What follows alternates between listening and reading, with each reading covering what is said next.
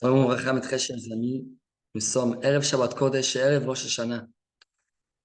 On va commencer, B'ezrat Hashem, l'année 5784. Que cette année nous porte bonheur, bracha, hatzlacha, bénédiction, bonne santé et toutes nos tfilotes qui soient exaucées. Amen, Ken Yeh Ratzon. Juste un petit message pour Rosh Hashanah. Vous savez que la lecture de la Torah, le premier jour de Rosh Hashanah, lecture de la Hakeda. On décrit le moment où Abraham a été ordonné de prendre son fils Yitzhak et le mettre sur l'autel jusqu'à dernière minute. L'ange a appelé Abraham du ciel et lui dit arrête,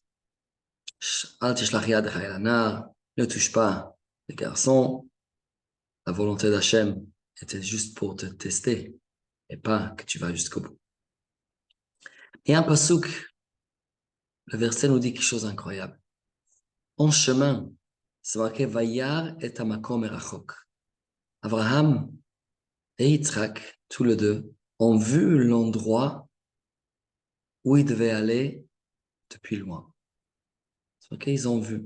Qu'est-ce qu'ils ont vu? Les commentateurs expliquent qu'ils ont vu quelque chose de spécial.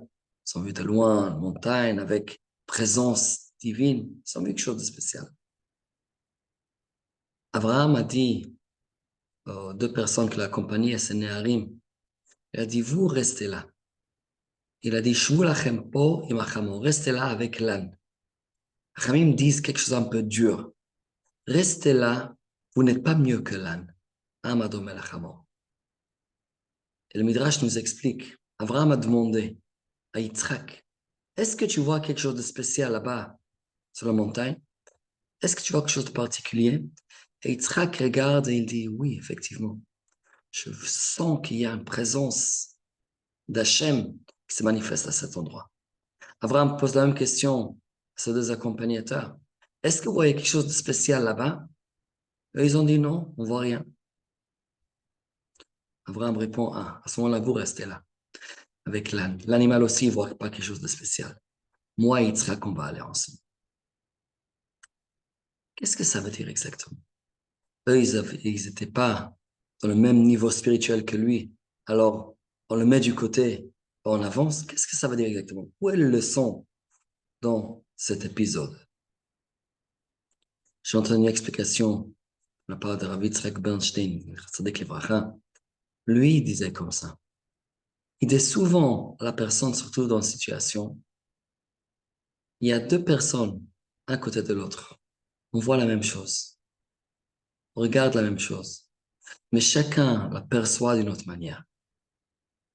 Dans l'exemple, une Beth Knesset, une synagogue.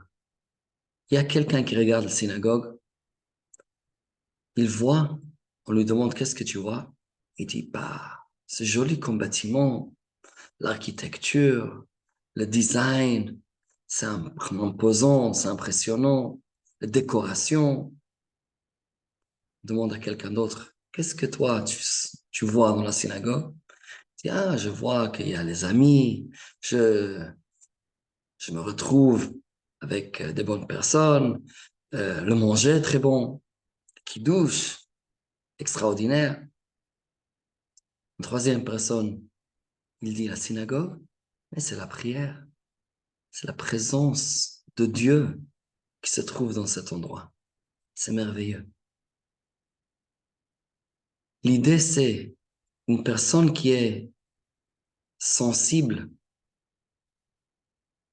il voit les choses selon les idées qu'il a déjà dans la tête. Une personne qui cherche de bons amis, il va voir de bons amis. Une personne qui apprécie l'architecture, il va voir dans la synagogue un joli bâtiment.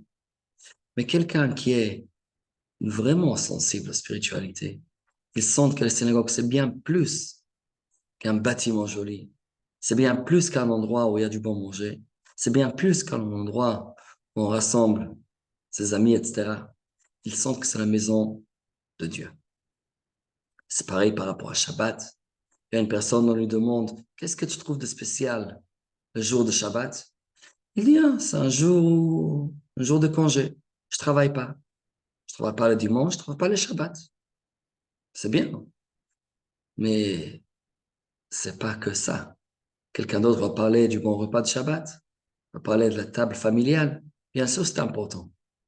Mais une personne doit arriver à reconnaître la profondeur de Shabbat, l'incroyable profondeur de ce jour qui est saint, qui contient en lui des, des qualités vraiment profondes et spéciales. Et ça, c'est la leçon qu'on doit sortir de Rosh Hashanah. Rosh Hashanah, c'est un jour spécial, mais c'est pas juste un autre jour de congé. Ou un jour, on est à la synagogue et on mange la pomme trempée dans le miel et on chante, on est content. Bien sûr, mais on doit sentir. C'est une éducation. Il faut s'habituer à voir, à ressentir la grandeur, la majesté de ce jour-là. Et si on essaye de se connecter à notre côté spirituel, à ce moment-là, on va voir le monde entier d'une autre manière, une manière incroyable, une manière profonde, une manière tellement, tellement jolie. Je vous souhaite encore une fois qu'on puisse avoir une année remplie de bonheur, mais surtout qu'on puisse apprécier la vie avec un autre point de vue peut-être, point de vue spirituel, et s'enrichir infiniment. Shabbat Shalom et Shana Tova Umtuka à tous.